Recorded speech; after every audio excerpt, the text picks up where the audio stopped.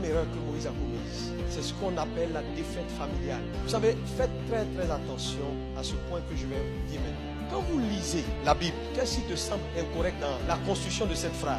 Voici la postérité d'Aaron et de Moïse. Dieu n'a pas le droit de dire voici la postérité d'Aaron et de Moïse. Il aurait dû dire voici la postérité de Moïse et d'Aaron. Il y a un problème. Dieu nous signale qu'il y a un problème. C'est pourquoi il met l'inférieur avant le supérieur. Maintenant, regardez. Dieu dit voici la postérité numéro 1.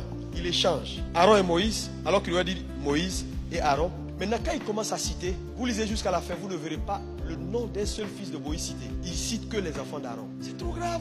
Il annonce quelque chose. Et puis il ne cite pas. Il cite que les descendants d'Aaron. Ça veut dire que Moïse a échoué quelque part. Parce que Dieu tient à la postérité.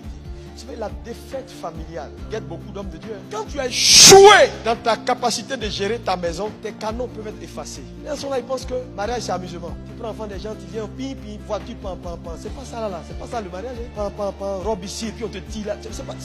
C'est pas ça là. Ça là, c'est amusement. C'est après que vrai là commence. Et puis tu viens, on blague les gens, on va faire quoi? On va vous imposer les mains, tout le monde crier au nom de Jésus. Après maintenant te voilà, tu vis comme un célibataire, tu fatigues tout le monde. Dieu va effacer tes canons. Moïse a échoué. Vous avez vu dans la Bible là, combien de... les fils de Moïse, on parle de où? Dis-moi si tu as vu un seul. Ils ont cité un en passant. Même là, quand on dit fils de Moïse, on ne dit même pas son nom. Tout le livre de Nombre. Nombre 17, verset 1. Nombre 18, verset 1. Dans tout, Nombre 19, verset 1. Dans les 36 chapitres de Nombre, vous allez voir qu'on parle d'Aaron, Aaron, sa postérité. Il a cité qu'il va parler de Moïse, ses enfants. Il n'en parle pas parce que c'était un échec. Moïse a échoué sur le volet de la postérité, sur le problème familial.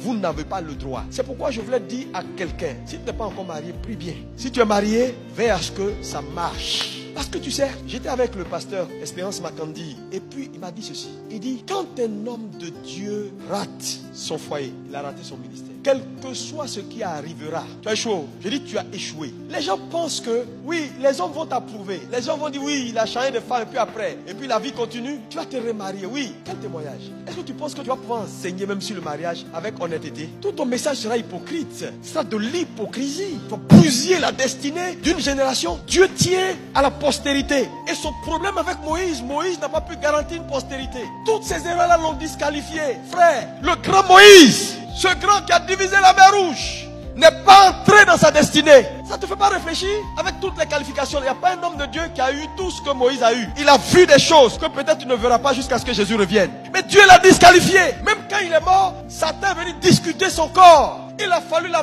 miséricorde de Dieu pour que l'archange descende. Pour dire, Satan, on ne peut pas te laisser le corps de Moïse. Il dit, mais ce monsieur est un monsieur déchu. Je prie que Dieu te donne de l'intelligence. C'est pourquoi si tu es là, prends du temps pour régler tes problèmes. On ne se marie pas pour divorcer. On ne se marie pas pour libérer des enfants de mères différentes. On ne se marie pas pour faire souffrir les enfants. Dieu va te juger. Si tu n'as pas de postérité, c'est une malédiction. C'est pourquoi vous allez voir dans la Bible, à chaque fois que Dieu veut frapper quelqu'un de malédiction, il frappe sa postérité. Parce que la postérité est quelque chose qui tient au cœur de Dieu. Nous avons la responsabilité des gens qui sortent de nous et de leur devenir pour le prolongement de notre alliance avec Dieu. Si nous coupons l'alliance à notre niveau, regardez ici dans le texte passé, c'est Séphora qui prend la pierre, qui coupe le prépuce du petit et qui jette au pied de Moïse et qui dit, je suis épouse de sang, je suis épouse de sang. Elle a répété ça 2 fois. La notion d'épouse de sang là, elle fait allusion à quoi? Séphora dit à Moïse, tu m'es redevable. C'est ce qu'elle était en train de dire à Moïse. Tu m'es redevable. Désormais, toi et moi là, on est sur le même pied d'égalité. Faites très attention dans le ministère. Quand Dieu vous appelle, si vous êtes un homme que Dieu vous a appelé, soyez mesurés. Le ministère n'est pas sexuellement transmissible. Non, parce que les gens pensent que parce que Dieu t'a appelé, il a appelé ta femme. Et certains ministres ont mis leur femme à un certain niveau où la femme sème du bordel dans l'église. C'est pas parce que tu es pasteur que ta femme doit être forcément pasteur. Si elle a l'appel, elle devient pasteur. Si elle n'en a pas l'appel, laisse-la où elle est faire ce que Dieu l'a appelée à faire. Ne mettez pas les pressions et ne tentez pas forcément d'élever vos femmes pour qu'à un moment donné, la femme devienne le Jézabel de l'église. Moi, j'ai vu des ministères cassés parce que la femme du pasteur est omniprésent, omnipartout. Et ça ne fait pas spirituel. Moïse, donc, en acceptant de laisser Séphora monter jusqu'à ce niveau-là, Dieu n'a pas apprécié. C'est pourquoi chacun doit tenir sa place. Frère, tenez votre place. Le foyer, il est sacré, c'est vrai. Vous devez veiller. Laissez chacun faire ce que Dieu l'a appelé à faire.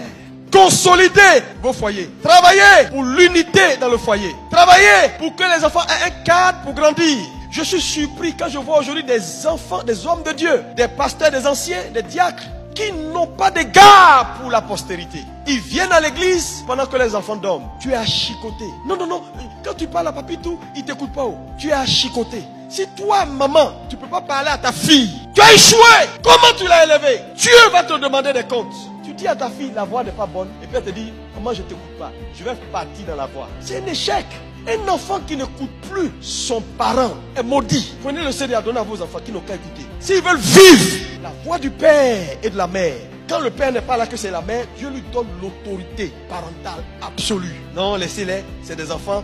Laissez-les, à un moment ils vont comprendre. Ils vont comprendre quoi? Tu as la responsabilité de veiller sur la postérité. Moïse ne l'a pas fait. Quand vous lisez la Bible aujourd'hui, Moïse, la postérité de Moïse c'est 0 dans la Bible. Comment tu peux être aussi grand, aussi proche de Dieu et il n'y a rien de bon qui sort de toi? C'est pas bon. Aujourd'hui on parle des enfants des pasteurs.